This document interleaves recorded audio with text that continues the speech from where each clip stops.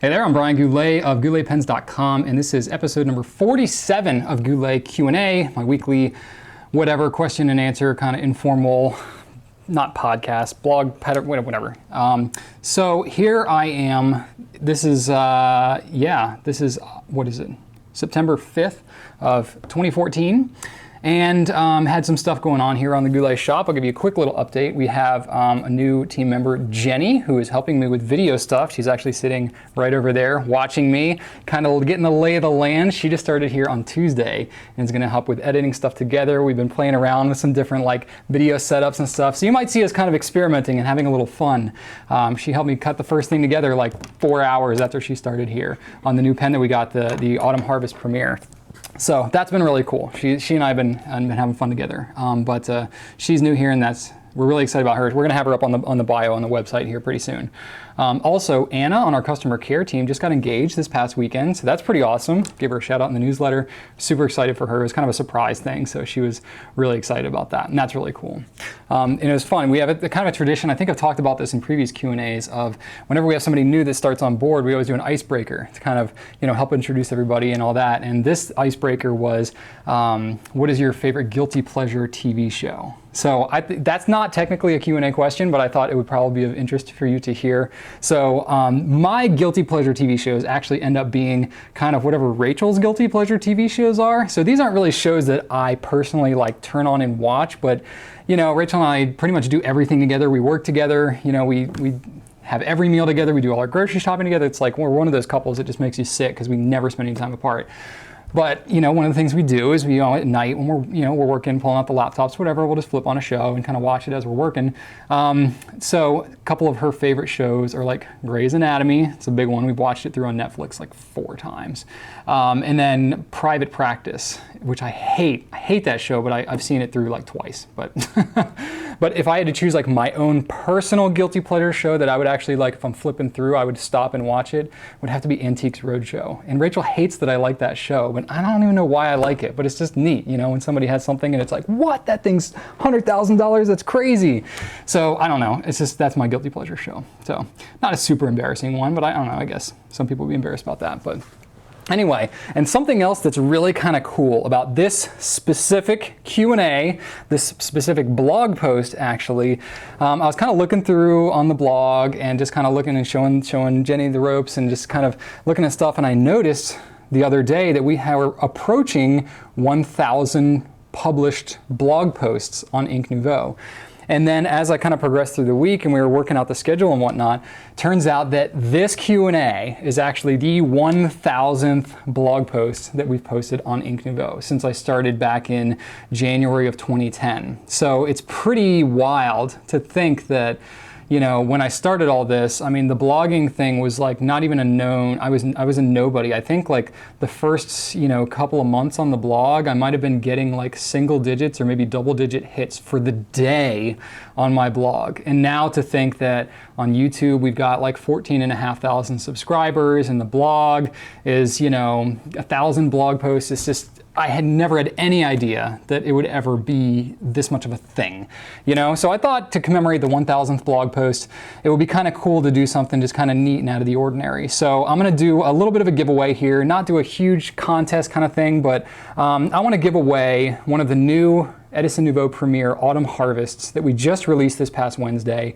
So I've got it right here, and it's $149 value, and we'll ship it to you for free and all that stuff. So in order to earn your ability to be entered into this contest, what I want you to do is post a comment on Ink Nouveau, not on YouTube. I'd like your comments on YouTube, of course, but this is an Ink Nouveau central thing here. So go to inknouveau.com for this blog post with this Q&A. And I want you to put in the comments what it is. Let's see here. I wrote down specifically what I wanted you to say. Okay, so I want you to say how Ink Nouveau has enhanced your writing experience, specifically, fountain pens and stuff, because that's our focus here. So what has our blog done to help your writing experience out? That's what I really want to know. So you posting that comment on this Q&A on Ink Nouveau will enter you into the contest, and I will pick one person at random who comments like that for winning. It's not going to be based on like how complex of an answer or whatever that you give, but you have to do a legitimate, you know, entry here. Like actually tell me something real. Don't just say, oh, I want the pen. You know, I'm not going to count that. But if you got, you know, if you're actually answering the question that I've got here, I would like to know, you know, what we've been doing here, what kind of impact we've had. It would be really cool for me to kind of see your story, and you can read other people's the impact that we've had on other people too. I just think that would be really neat since we're, you know, hitting 1,000. It's kind of a cool milestone. So you have until September 10th, which is next Wednesday, at 11:59 p.m. Eastern time to enter. So anybody, anytime from now up until then, you can enter. If you're watching this video later and it's past that date, sorry, you lost out. You got to keep up with these Q&As, man. These things are current. So sorry if you are watching this past that date. You can post your comments if you want, but you're not going to be entered into the contest. And then what I'm going to do is next Q&A on September 12th, 2014, I'm going to announce who the winner is. I'm going to announce by your little alias that you use when you post the comment. So you have to make sure that you are picking something that makes sense. Don't choose anonymous, because then I don't know who you are. So you got to choose something that is kind of distinguishing. Please don't post your email address or anything like that. I'm just going to announce your name in the next Q&A, and then you can email me at gouletqa@gouletpens.com, and I'll announce that next week too. And then we'll get in touch with you and get you your pen and all that stuff if you win. So. And then, you know, we'll cover shipping and all that. Anywhere where USPS delivers, we'll ship it to you. So that's something kind of neat, something kind of cool that I just think is really fun to do. We always talk about doing more contests around here, but logistically it's a lot, and we got a lot of other things going on, so we just haven't been able to manage it. But I figured today this would be a low-key enough thing for me to be able to handle. So thought that would be kind of cool. But anyway, let's go ahead and get into the questions for this week. We got a lot of them. I have no idea how much time we're gonna have to get them all done. I've got like 20 questions, so I don't think I'm gonna get through all of them, but I'm gonna give it my best shot. So I need to shut up now and talk. That makes sense. Shut up and talk. You know what I mean. Shut up about this and talk about the questions. Okay, first question is from Tristan N on Facebook. What will be the first fountain pen for your kids?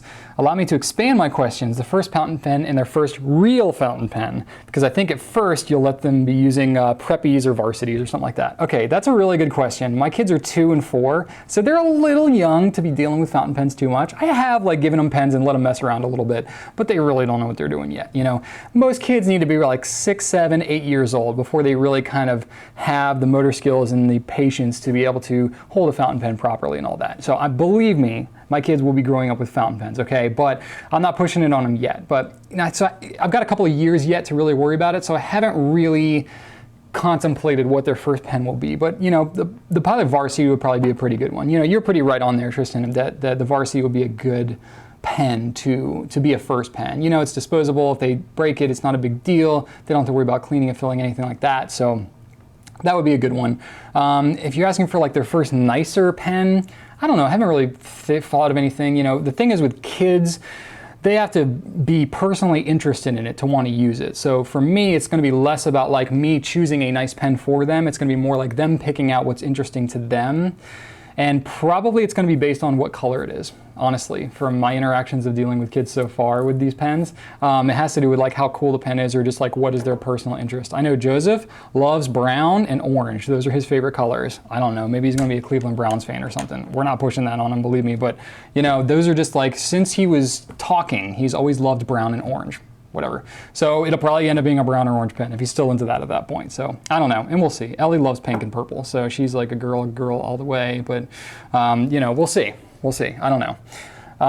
Next question. Shawn J on Facebook said, Jerbon 1670 Stormy Grey. Any news on when this will be over here? Okay, so yes, this ink has kind of created a bit of a buzz. I did actually get to see it in person. You might have seen, we posted on Instagram, a picture of the bottle and the ink and all that.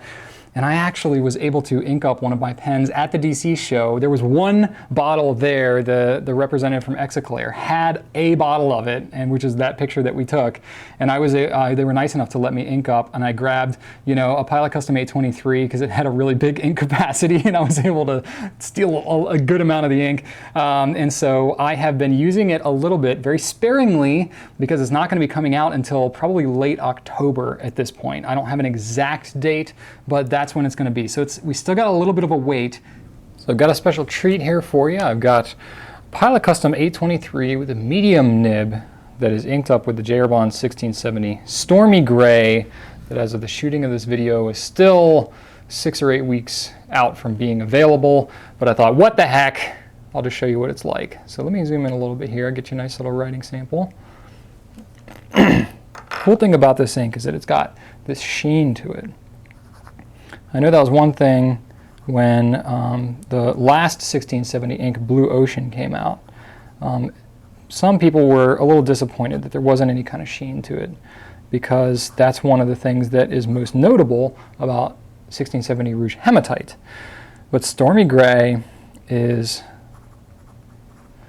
I don't know if I want to call it a sheen as much as I want to call it sparkles, because it's really kind of like an evenly dispersed gold flake kind of thing that's going on in this gray. So it's a really interesting mix of color. So I'm trying to lay it on fairly wet here.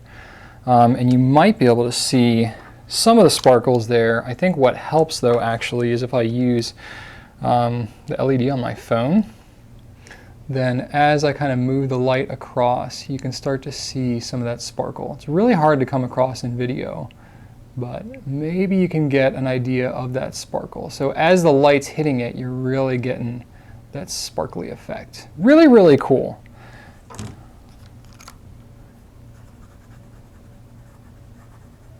Sparkles.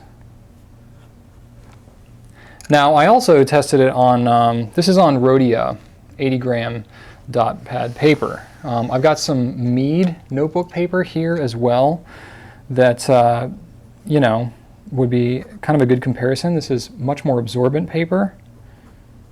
And the reason I'm testing this is because the more absorbent paper usually tends to sheen less. Let me get that in focus for you. It tends to sheen a little bit less.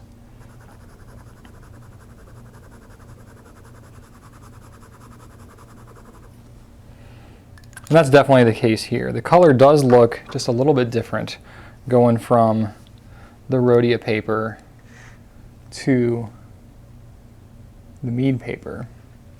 But you're not going to get quite as much of that sparkle. You'll still get some, but it's not going to be quite the same. It's definitely better if you have more ink resistant paper. And that's the case with just about any ink that sheens, but in particular the Stormy Grey. So I'm super excited about that. I know that, believe me, we've got it like on order. Exoclair knows that like we want this ink some kind of bad. So we're gonna get as much of it as we can get our hands on as soon as it's available. So look out for more in future dates about when that's actually available. And you probably won't be able to stop from hearing us talk about it because we're gonna have it in a newsletter, blog, and all that kind of stuff.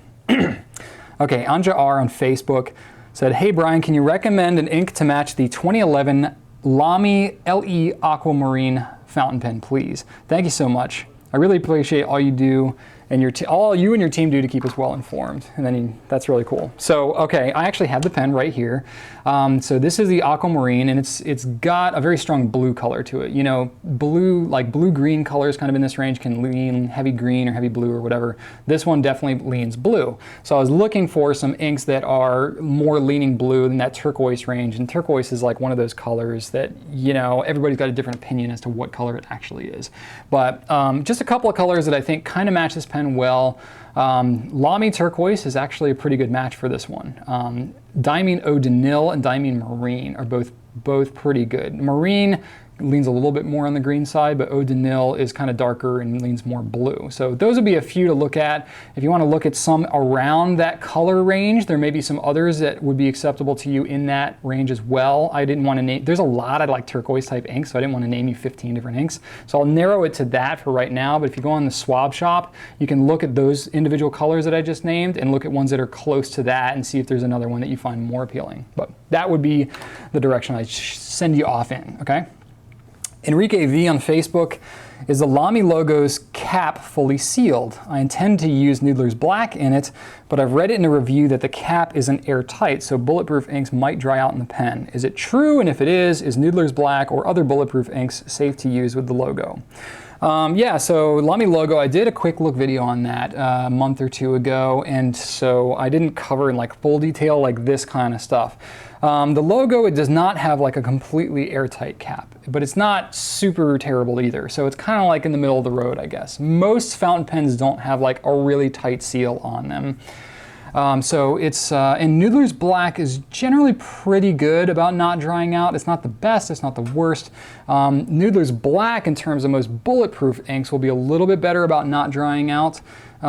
If you wanted to have a longer period before it dries out, if you like Noodler's black, if you go with Noodler's black eel, that's the same ink but with additional lubricants added to it, it will flow a little bit wetter in the pen, but it'll also keep it from drying out on the nib as much. So if you really like this pen and you try using black in it and you're just not liking how quick it's drying out, you can always try doing black eel and seeing if that's a little more to your liking. Now, another thing I'll point out is that how quickly an ink dries out in your pen varies a lot by your geographic location. It's really all about the relative humidity in the air, because ink is water-based. And so when you're dealing with a water-based thing, water evaporates when it's exposed to air.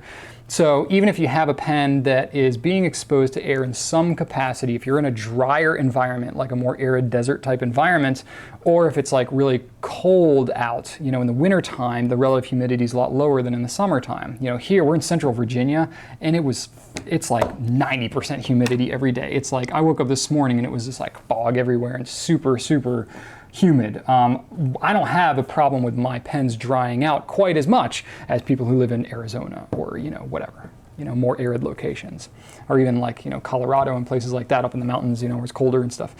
So that's another factor to kind of keep in mind. And if you want a little bit of a hack, you know, if you've got a pen and you want to keep it from drying out, this is a very low-tech solution, but you can put it in like a Ziploc snack bag or something, like put it in a bag that makes it airtight and it won't dry out as often. So, you know, if you're storing it for a few days and not going to be using it, you can store it in that bag and it'll keep it from drying out, even if you're in a more dry environment. It's a neat little trick that you can try. All right, Junee L on Facebook. Sometimes after filling the pen with certain inks, I would notice that the feed takes on a blue or green tint. As far as I know, it's not harmful, but what causes it? And then you sent me a link that shows what's going on. So I checked out your picture and it looks completely normal. Okay, so not every ink is gonna do this. And I did a little bit of research on it, found some good FPN threads that had some stuff about this on there. Basically what's happening is there's certain dye components that tend to show this kind of sheen when it's dry. And so what's happening is that the ink dye is actually crystallizing and it's creating kind of an iridescent look. You don't notice it as much on the paper because paper is, you know, when you get really, really down to it, it's a very irregular surface. Even though paper might feel smooth, it can be irregular. But if you're noticing like paper like Rhodia, Clairefontaine, those really slick, smooth papers, you're gonna see more sheen, more, you know, that kind of stuff that's gonna pop than you would on like a copy paper or just inkjet, you know, more of the rougher kind of papers. So we're talking, you know, very, very molecular level here, but paper is a lot rougher than like the feed or the nib would be. So you're gonna see more of that kind of crystallization happen on these smoother surfaces. Like the feed is kind of what you're talking about. And you know, if you go looking on FPN about this kind of topic, you're going to see all kinds of pictures and other stuff, and it's really not anything to be concerned about. There's all kinds of inks that do it. I think ones that generally tend to do it more are like in the purple and pink and kind of red family. That's generally what I've seen, but you know, all kinds of ink dyes are not like a pure dye. You know, they're going to be a mixture of all different kinds of colors. So you may have red components or whatever that are in a blue or a black or something like that that would sheen up like that if it's on your pen. So it's going to be kind of random. It's kind of like nib creep, where it's like it just kind of happens and it's an aesthetic thing, but it doesn't really affect the function of the pen. And it's usually when you clean the pen, it's not a problem at all and it cleans right off. You know, so it's not anything to worry about. There's nothing wrong with your ink or your pen. It's not going to hurt anything. It's completely normal. Okay. Shawn D on Facebook, can you talk a bit about the new Diatramentis document inks? I know you're probably going to do a video about them at some point soon, but I have two specific questions. One, what's the difference between the black and the archive inks? Boy, if I could tell you how many times I've been asked that. And two, is the permanence cellulose reactive similar to Noodler's? Love the website and the service. Thank you, Shawn. Okay, so first questions, what's the difference between the black and the archive inks? I have no idea. And I hate to say that, but I honestly don't know. The reason we got both of those colors is because people were asking us for both of them. We didn't even really know that much about them, and I actually found, like, as I was doing some research trying to dig through, I found some FPN threads from like 2012 where people were like, oh yeah, this ink is awesome, the Goulet should carry it, and we looked into it and we were like, no, the price is prohibitive, we don't know anything about it, blah, blah, blah, maybe we'll carry it in the future. Well, apparently what happened is, you know, it caught on in the art community, and we ended up getting recommended to carry this ink, and just we got inundated with people asking us to carry this ink from kind of the art community, because they're very waterproof inks. They dry really fast. They're great for ink washing over top of them and stuff. They're light fast, so they're very popular in kind of the mixed media and the art ink washing crowd. So we were like, all right, well, we'll look into it, and we carried it, and it was not as cost prohibitive now because we imported directly from Germany. So, you know, depending on how the euro is doing and all that stuff, the price can fluctuate a little bit. And so, you know, it ended up kind of making sense. And so we got some in, and I see that we're out of both of those colors now, which I hate to be like, hey, yeah, this ink is great. We don't even have it to sell right now. You know, we've got it on order, but we got to order this stuff direct from Germany. The guy that makes the ink, he doesn't even speak English. So we have to get his emails translated through his daughter, and it's like trying to get like specific information, chemical makeups and stuff about these inks is really, really hard.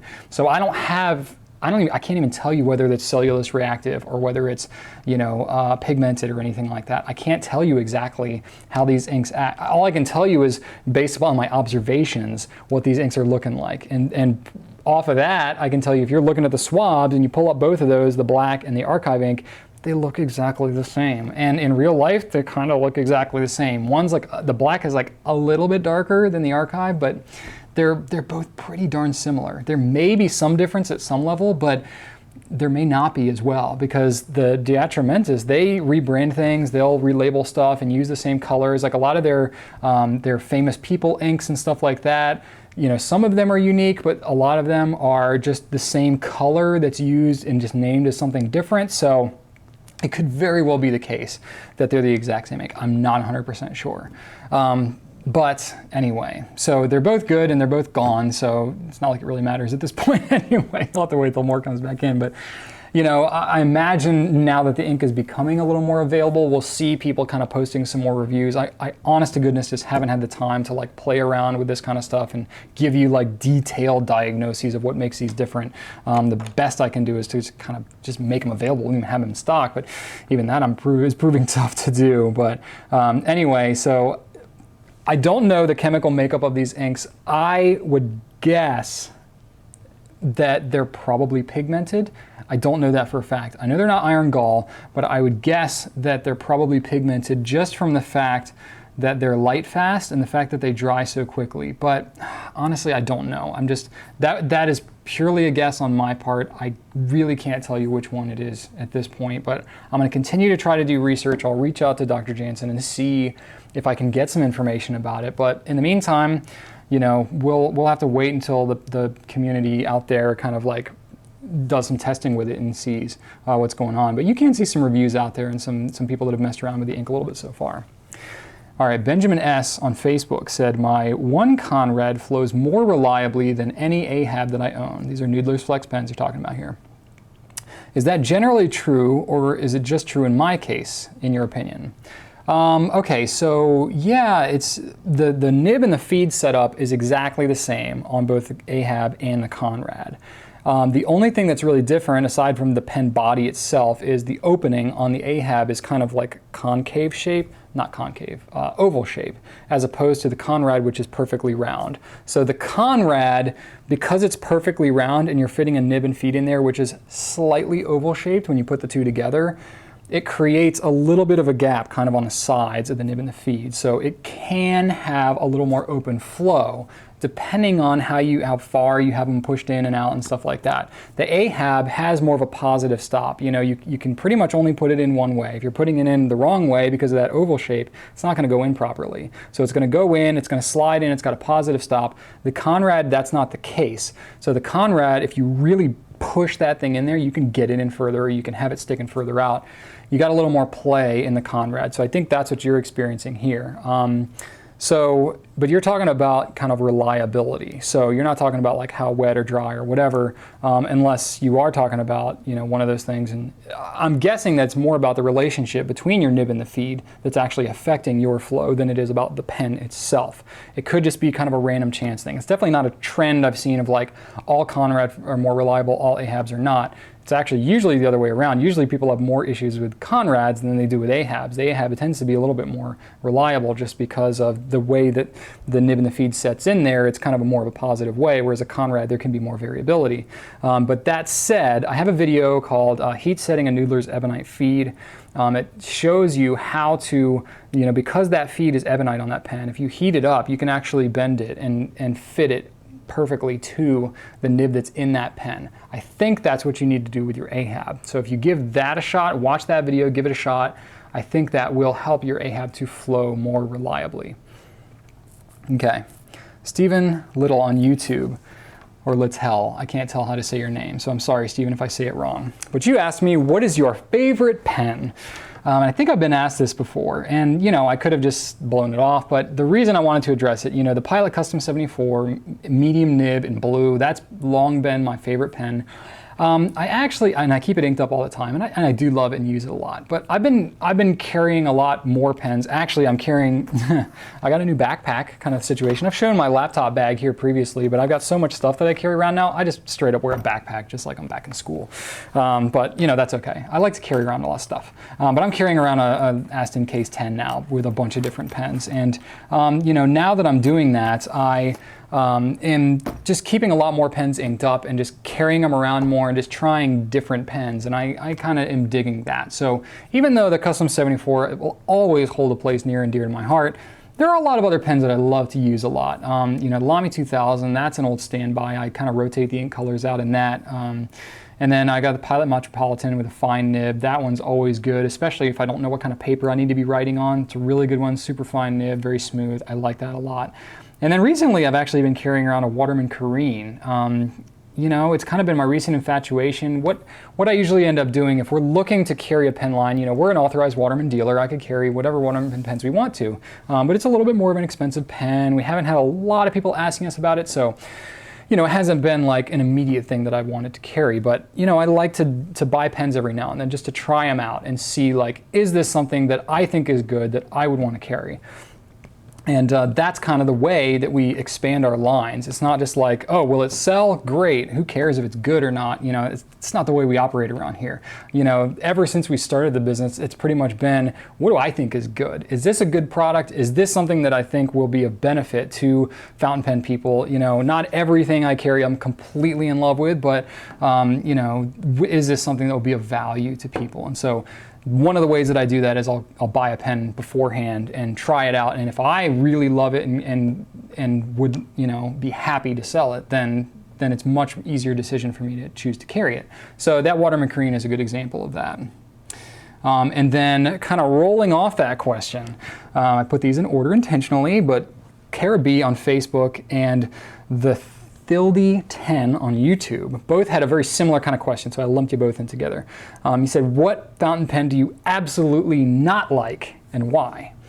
And I really had to think about this for like 20 minutes, and I was like scrolling through our website and looking at all the different pens, and I was like, what pen just I absolutely hate and never want to use? And this is gonna sound, and even thinking through like some of the other pens that I have just tested and just not really been as in love with, I honestly can't say that there's one pen that I like absolutely hate with a passion. At least not anything that I could think of as I was sitting down. Like there might be something that I'll come across, you know, and if I do come across it again, maybe I'll touch back on this question. But honest to goodness, I could not think of one pen that I just absolutely hate. There's definitely some that like aren't for me.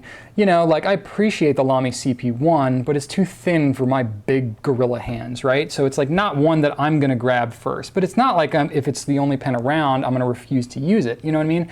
So I definitely appreciate like all pens for kind of what their strengths are.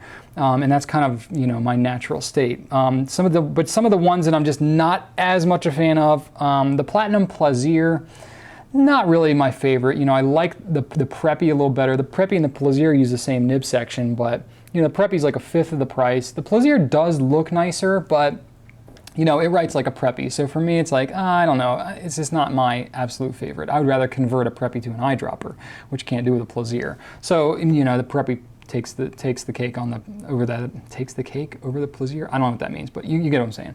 I'm not a huge fan of the Herbin rollerball pen. Now, it's not really a fountain pen. It's just that pen is just, it's too small and it feels kind of light and cheap, and it's just, you know, I'm not the biggest fan of refillable roller balls. Even the Noodler's refillable roller balls, like, I can appreciate them, but I'm never gonna grab one. I would honestly rather use like a Pilot G2 or some, like, you know, roller ball, you know, an actual roller ball pen over a refillable roller ball usually. Hate to say that, but it's kind of the case. It's just, to me, it's not enough. You know, it's too much of a compromise from a fountain pen. And then the Pilot Plumix, you know, I'm just not super crazy about. I call it the squid pen. It just looks a little weird, and I'm just, you know, I'm not completely in love with it. And the Lamy ABC, I'm also not as big of a fan of. So, you know, I guess those would, if I had to pick some, those would be it. But if I really hated them that much, I wouldn't sell them. You know, I just, because you put me in a box there, I had to do it. Okay. Allan B on Facebook, what's the best way to store an inked up Pilot Vanishing Point nib assembly? I would like to figure out an easy way to swap them back and forth. Right on, brother. Right on, Allan. So yeah, okay, so you're asking about the Pilot Vanishing Point nib assembly. I think I've got one handy if I can show you here. This is why I keep all my pens right here. But so you can actually, for those of you not familiar with the Vanishing Point pen, you can swap the nib units in and out. Gosh, oh, here we go.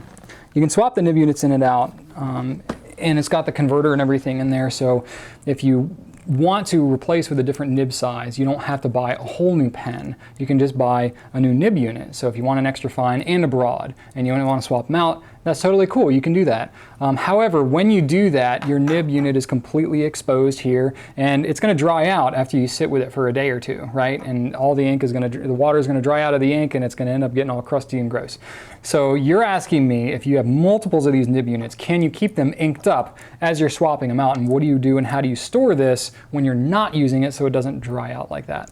Honestly, I don't know that you're going to find a magical solution for that, unless you wanted to fabricate some kind of like little pen humidor or something like that. Like, I'm thinking, just, this is off the top of my head, but if you had a Ziploc bag with like a wet piece of sponge or something in the bag, and you put this in there with it, there might be enough like humidity inside that bag to keep this from drying out for a couple of days. And, you know, that would look totally gross and would not be probably the best way to store that pen, but I mean, maybe there's a way you could do that. Like, you know, when we ship if you buy just a Vanishing Point nib unit from us, we have like these, you know, centrifugal vials, or like these long like plastic vials that are really hard that we ship them in. You know, if you had something like that and you put like a wet piece of sponge in there, that might work. If you just put the nib unit in there itself, it's probably still going to dry out. But maybe if you wet it in there, you could figure something out. I don't know. Even still, I've never really heard of the best way to do it. You know, maybe if you have figured something out, if you're watching and you have a good solution, leave something in the comments, and that would be really cool to hear from you if you have actually done that. I'm just kind of speculating off the top of my head for that right now. But honestly, probably the best way to store it would be to actually just clean it out and leave it dry, and then just ink it back up when you want to swap out again. That would be my recommendation. Whew. I gotta take a little water break here. I'm talking very fast. Doing okay on time though. We're halfway through the questions. All right. This is an experience for Junee. She's I've been working side by side with her for a couple days here, but I get a little more talkative when I'm in the Q&As, right? I'm talking very fast. Shawn K on Facebook. I have 2 Pilot Prera demonstrators with fine nibs. I've been having a hard time with them feeding the ink. I've taken the feed and nib out of the grip to clean them before, so I'm curious if there's a specific way to put the nib and feed back in, or if there's something I could try to get them flowing again. Okay, so the Prera is going to be a drier writing pen, just in general, that's how they are. And especially the finer nib, the fine nib is really a really fine tip. So it's just not going to put a lot of ink down. So the first thing I'm going to say is you might be trying to squeeze blood out of a rock with this pen. You know, it might just be a drier writing pen than what you're used to. It shouldn't be drying up and not writing and being scratchy and that kind of thing, but if it's just not writing a wet enough line for you, you might not be able to get what you're looking for without either switching pens or doing some kind of modification to the nib to cause it to flow wetter. Especially if you got two pens and they're both doing the same thing. Pilot's got really good quality control and they're pretty darn consistent when it comes to manufacturing their stuff. So you know, I haven't come across wild swings of either flow or you know, line variation size on these Preppies. So that's kind of my overall just kind of caveat there that I want to throw out. The flow, if you, in general, okay, so you're, well, okay, let me address a couple different things. You're taking out your nib and your feed. That's one thing you're asking about. I think I have a Preppies. You know what? Let me just pull one out. Okay, I have, oh gosh, I don't want to show that one. I've got like an old non-demonstrator version of the Preppies that I don't want to use that for demonstration purposes because then everybody's just going to ask me about it. Okay, here we go. It's a good thing I keep all my pens right there. Okay, so here's the Preppies. The nib and the feed setup, you can actually, it's just friction fit inside the pen. It just pulls right out of there. The nib does fit in a very specific way onto the feed, so it's really kind of hard to screw it up as far as placement goes because it kind of like latches right into there. And then as far as the way that it fits back into the pen, you can put it in any orientation. There's no specific notch or anything that it needs to fit on. And you just push it down until it stops. And that's it. It's really kind of dummy proof when it comes to taking out the nib and the feed. So there's really not a lot you can do to screw that up. So that said, as long as you're putting it back in there correctly, the pen's pretty much going to work as it should. Now, if you wanted to get it wetter, there's a couple of different things. You could try a wetter flowing ink as one thing. But another thing you could do is kind of hold the pen up to the light like this and look at it.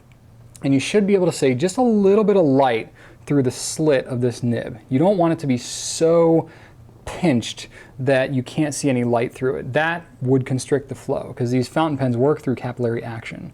So the ink is coming through the pen body here. It's coming through a very small slit that's cut into the feed, and then the feed mates up to the back of the nib where it has a tiny slit that's cut into the nib itself where the capillary action causes it to draw all the way to the tip.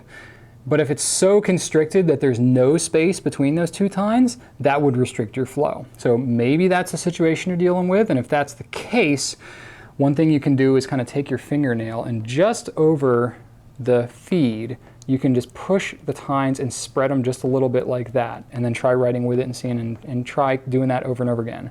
Another way that you can do that if you don't want to get your fingers all inky is you can try writing on the paper and just writing like you normally would at about a 45-degree angle.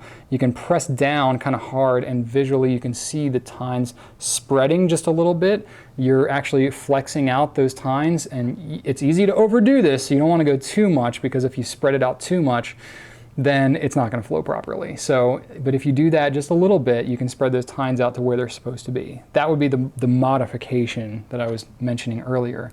But you know, you got to experiment with. You know, this is a you know, more than a $50 pen, so you might want to be a little careful. Worst case, though, if you completely screw up this pen, you can buy a Pilot Metropolitan for 15 bucks, and it uses the same nib as the Preppies. So if you do screw up this nib and you need to replace it, it's not the end of the world. You can get a $15 Metropolitan nib and swap it on this thing. Fun little fact there. Tim K on Facebook. I just got my order in from you. Your staff is so nice. Do you give them cake or pie for being such good employees? Also, Madigan wrote me a note. It was really great. Keep it up, you guys. Okay, so your question is a little bit silly here, but actually, you know, I appreciate the shout out, and you know, Madigan and the rest of our team is phenomenal. We call them team members here, not employees, but that's okay. You know, Tim, you didn't know. But anyway, so you asked me cake or pie, and we have bought cake before for very just kind of specific occasions. Think like when my son had his 4th birthday and stuff like that, like we had a cake, but generally we're not buying like a lot of cakes and pies and that kind of stuff. I don't think we've actually ever bought pie, which is funny because we just, in the last icebreaker that we did, we redid a cake or pie, and it, like pie was a clear favorite, like blew cake out of the water, which I'm super disappointed because I'm a total cake man myself, but you know, that's okay. Actually, Jenny, I never asked you what yours were. Are you cake or pie? pie. See, we gotta start like incorporating this into our screening process, you know, but oh, that's okay. Most people like pie, but I'm a big cake guy. Anyway, so, okay. A little bit of a silly question there, but Tim, I appreciate the shout out. I'm glad you're having a good experience with everybody here. That's neat. That's more for my team to kind of get that shout out than anything else. Okay, Wei-Tsung L on Facebook. Which version of Falcon will you pick, resin or metal? That's a good question. Well, I guess I would have to say resin because those are the ones that I've actually picked. I've got a couple of resin Falcons in my personal collection, but I don't have a metal one. I actually like the metal one better. I have bigger hands. I generally like weightier pens, so I actually like the metal version better, but it's much more expensive. You know, it's like 80 bucks more. So personally, I'm such like a utilitarian kind of, you know, frugal guy. I drive a Pontiac Aztec, if that tells you anything, you know, so I'm more about the function than anything else. And for me, just, you know, to get that kind of flex nib thing is, I've always gone with the resin Falcon. I do like the metal one better though, so maybe I'll need to upgrade at some point in my life, but for now, I've got young kids and whatnot, so I even have to watch my pennies, even as much as I have access to these pens. As you can imagine, it's kind of like, you know, a major temptation walking in this place every day, being a pen addict myself, not to just like want everything for myself. And I have plenty of pens, as you can already tell. Anyway, Tommy N on Facebook, do you have any tips or ideas regarding mixing the basic, not polar or eel, Noodler's inks? Okay, it's a good point. So when Noodler's inks first came out, they didn't have a whole ton, it's Nathan Tardif. Nathan didn't have like all these crazy extreme inks. He kind of like added those. So originally like the standard line of Noodler's inks, like Noodler's Beaver, Noodler's Brown, Noodler's Purple, those are like the standard inks. They generally just have the regular old catfish on them. You know, the Polar series, Eel series, the Bay State, the Bernanke series, like the UK and Russian series, those all have different properties. But the regular old Noodler's inks, those are all standard, pH neutral. You can mix them all with each other to your heart's content, knock yourself out. You actually can mix them with other non-normal Noodler's inks, with exception of the Bay States. The Bay States, you want to keep them with each other. If you start mixing those with regular inks, some weird stuff's going to happen, okay? And I'm not going to tell you what, but if you try it for yourself, you'll see. Don't put it in a pen, that's all I want to say. So if you keep the non-Bay States all together, you can actually mix those. You can. So say you want to mix Noodler's black and Noodler's purple. You end up with a dark purple, right?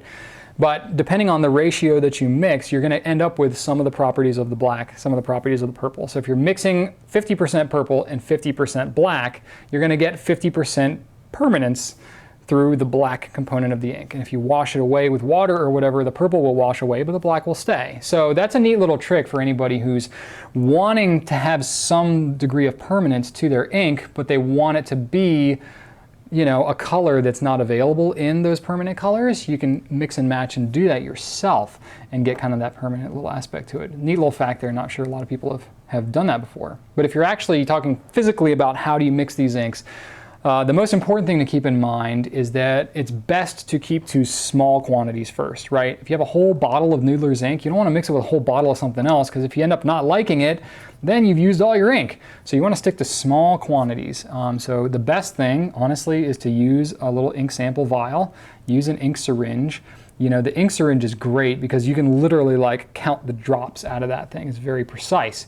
And it's got a milliliter marker on the syringes. It's great for mixing. And then the ink sample vial too, it's got milliliter markers on there. Ends up working actually pretty well. So if you got any ink samples laying around, you can wash out those vials and use them, or you can buy clean vials if you want from us. That's a great way to do it. It's best to stick to like 2 to 3 milliliters at a time, just in your testing phase. And then if you find like a ratio that you really love, then you can mix them in greater quantities. Just make sure you're keeping your math straight. And then the other thing that you want to keep in mind is whatever you're mixing, even if it's standard inks and they should be okay, go ahead and mix them. Leave them aside for a few hours. Make sure there's not any kind of weird reaction, because some inks, when you start mixing them together, they start to gel or crystallize or foam or do some really weird stuff.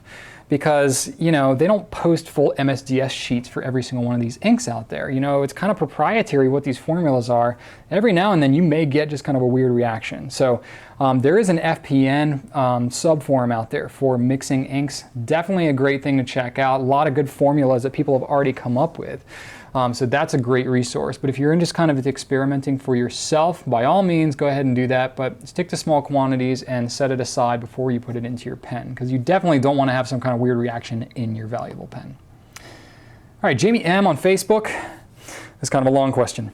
When using paper pads like the top staple-bound Rhodias in a context where you want to hold onto your notes or maybe write on the backs of the pages like in a college classroom, is there any easy trick to doing that that isn't immediately obvious? Or more to anyone, is there a makeshift or even DIY type to hold on to those sheets after you rip them out? It's just pads seem the most common way to sell paper and the most variety, but even outside the classroom, I tend to write things in a manner more suited to a spiral-bound notebook. I want to use pads, but they don't really seem to fit my method at first glance, and I wish I could change that. I hear what you're saying. I totally do. And I don't know of any kind of like magical DIY solution other than like hole punching them and putting them in some kind of little binder type thing. I don't really have some kind of DIY solution. I mean, there's all kinds of like people that can do like their own little bookbinding type stuff, and so I know that kind of stuff is out there. I just don't know of like a system that most people use for their Rhodias or any kind of top staple bound pad like you're talking. What I end up personally doing around here, I use top staple bound pads more in my office kind of thing. So a lot of times I'm just doing to-do lists or I'm writing out notes and stuff. And so I'm using kind of just a sheet at a time. Half of it's throwaway. If I do need to save it, I just rip it out and file it away, you know. But if I want to keep it all kind of in one place, I've got a couple of different options. I use top wire bound kind of stuff all the time. I like Clairefontaine stuff, so I'll use that. This is my new backpack, by the way. If I want to store stuff a little longer, I hope I'm not hitting the mic and causing it to sound all weird. I got another top wire-bound Rhodia here as well that I use. And then I don't have any top staple bounds in my bag, but then I've also got a Webby as well. So if I'm writing, usually what I do is if I'm writing down meeting notes or something that I know I want to reference at a future date, I'll do that in a spiral bound, something that is not meant to be like permanent for eternity, but something that I want to come back and reference again. I'll write in a spiral bound and carry it around with me. If I'm writing just brainstorming or to-do lists, I'll do that in a staple bound pad at my desk. And then if I want something like if I'm reading a book and I want to like write down quotes that I really like, or if I'm want to take some kind of notes that I like really want to keep for a long time, doing any kind of like journaling or stuff like that, that's when I'll use a bound journal to really have it for posterity. All right, Erik H on Facebook. I'm in the Army and I want a pen for the field. Any thoughts? Please don't say the Schrade Tactical Fountain Pen. It is sturdy but awkward. Okay, I've never actually seen the Schrade Tactical pen in my person, but that wouldn't have been the first pen I'd recommend anyway. That just seems like way too much to recommend to you. But so first thing I want to say is thank you for your service. You know, I almost went into the Army myself, ended up not doing it for a variety of personal reasons, but I have mad respect for anybody in the armed forces. You know, thank you so much for what you do. So I'm going to say that first to you there, Erik. But okay, back to your question though. So I'm thinking probably the most important aspects to you are something that's pretty durable, something that's going to be fairly reliable, and something that's going to be inexpensive, not cheap, but inexpensive, so that if you do need to replace it or it gets broken or something like that, you can do so without completely breaking your budget. And of course, budget means different things to different people. So some of the recommendations that I would have in talking to people in the armed forces, you know, about what they like generally, the Pilot Metropolitan is a really good choice personally that I like. It's a $15 pen. It's metal, it's durable, it's very reliable. It flows nicely. And, you know, generally when you're dealing with government papers, you're not dealing with the best paper. So if you use a Metropolitan with a fine nib, it's gonna be, you know, performing better because it's a very thin line than maybe some wetter writing pens would. So that's kind of my top recommendation. Another good one might be the Lamy Safari in charcoal. I like that pen. It's a very popular color. It's very kind of rugged. You know, whether or not you like that kind of style is up to you. I think I've got it right here, actually. Yeah, so here's the charcoal Safari. So it's got kind of that gray matte look. It's a little more, you know, subtle than some of the other pens that you might see. But that's another one that I would definitely recommend. That's a workhorse pen, very reliable as well. The other one that I'm just gonna kind of throw out there, this one's a little more gimmicky, I guess, but you know, the TWSBI 580 USA, it's not out yet, and I don't know how long it's going to be out. It should be coming in the next few weeks or so. I actually don't have an exact date for that yet, so don't hold me to that. But anyway, it's a TWSBI 580 with a red and blue and clear, and it's got an American flag on the top of it instead of the TWSBI logo. So it's like, okay, it's a little corny, I guess, but like, come on, how often does like a USA themed pen come out? That's just kind of cool. So, you know, just kind of keep that in the back of your mind for when that comes out. That would be kind of neat. All right, next question. I was wondering, Zheng Z on Facebook. I was wondering if there are any crisp italic nibs or pens on the market. Everything seems to be a stub, and the only pen that seems to allow me to write in clean Gothic style seems to be the Pilot Parallel, which has its own drawbacks. I own a TWSBI 580 with a 1.1 stub, and it simply cannot make the clean edges I want when practicing calligraphy. Yeah, most of the people I know when they're doing calligraphy, they use those parallels. Those are probably the best fountain pens that I can tell you straight from the manufacturer for using. In fact, you know, Stephen Brown wrote me that one right there, and he used a parallel for that. So, and I've seen a lot of his videos. He uses parallels for his calligraphy kind of stuff. So, the disappointing truth that I have for you is I can't name you a single manufacturer that sells a crisp italic nib. They just don't do it because most people, like just about everybody, would think that something is wrong with the pen. It would be so scratchy feeling, and they're not trained to really know how to use it. They would think that something's wrong with the pen and they would return it. So no one sells them with crisp italic nibs. It's just, you know, there's just too few people out there who would actually know what to do with them. So pretty much your only options are to go vintage or get a custom grind. You know, so stick with a pen that you like, that has some kind of italic nib, get it custom ground. You know, maybe contact the Nibmeister and see what they would recommend for, you know, a pen that would grind well to a crisp italic, depending on the thickness you're looking for. Unfortunately, I don't have anything in my shop that is any better than a parallel, and I don't know of anything from anything else I've ever tried that is any better. Maybe if you have some experience with something else, anyone else out there, post in the comments, but from all my knowledge, I don't think there is anything out there. All right, Stephen K on Facebook. Can I do any damage to my pens if I always apply some silicone grease to the threads of my pens after I refill them? Just thinking about stopping any possible leakage, going that extra 110% that you often speak of. I'm not necessarily using an O-ring, just the grease. And is a grease application even necessary to do, or am I just wasting product? By the way, I'm talking about pens with a converter, not a cartridge, and not an eyedropper conversion either. Okay, so I think what you're asking me, Stephen, I'm going to use the Premier as an example here. So this is a cartridge converter pen. So it sounds like you're using a cartridge converter pen, but you're using it with the converter. And when you're saying that you're putting silicone grease on the threads, I'm assuming you mean the threads between the grip and the body. Or maybe, you know, the other set of threads on here would be the threads between the body and the cap. I would not recommend doing the threads between the body and the cap, because on most pens, that's where you're going to be holding it and you're going to get silicone grease on your fingers. Unless you've got a situation where you've got a squeaky cap, which in that case, silicone grease would actually help because it would lubricate it a little bit. But you wouldn't want to gob it on there. You just want to put a little bit, you know, do it and then kind of wipe up the excess, and then that would just enough to get rid of the squeak. But if you're doing it, you know, here on the body of the pen, between the body and the grip, you really don't need to be doing that. It's not buying you anything. You're not hurting the pen, you know, and you're not even using that much silicone grease. So if you did that every time you filled the pen, it would still probably last you a couple of years. You know, a little tub of silicone grease we sell, you're not using that much of it. Really the point of greasing the threads on the body like this is if you are converting it to an eyedropper. That's pretty much the point. The other function of silicone grease is if you have a piston type mechanism like something in the converter, or if you have a piston filling pen and you want to grease up the seal, grease up the piston rod, that silicone grease works well for that.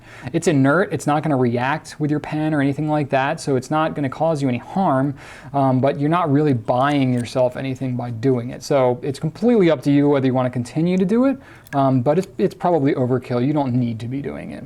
Okay, so on that note, I'm going to go ahead and wrap up for this week. Thank you for sticking in with me on this rather extended Q&A. Don't forget to enter into the contest by posting how Ink Nouveau has enhanced your writing experience.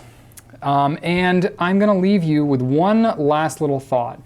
So I do want you to leave that comment on there, but I'd also be very curious to know what your guilty pleasure TV show is. I already told you mine, but if you have your own, I would be very curious to hear what that is. So you can post on YouTube in the comments on Ink Nouveau. If you've got any other questions for next week's Q&A, it's going to be an open forum. So whatever fountain pen questions you want to ask, go ahead. And I'm going to, you know, post on Facebook and pose the question as well, or you can email gouletqa@gouletpens.com. I hope you have a wonderful week. Thanks for watching this Q&A, and write on.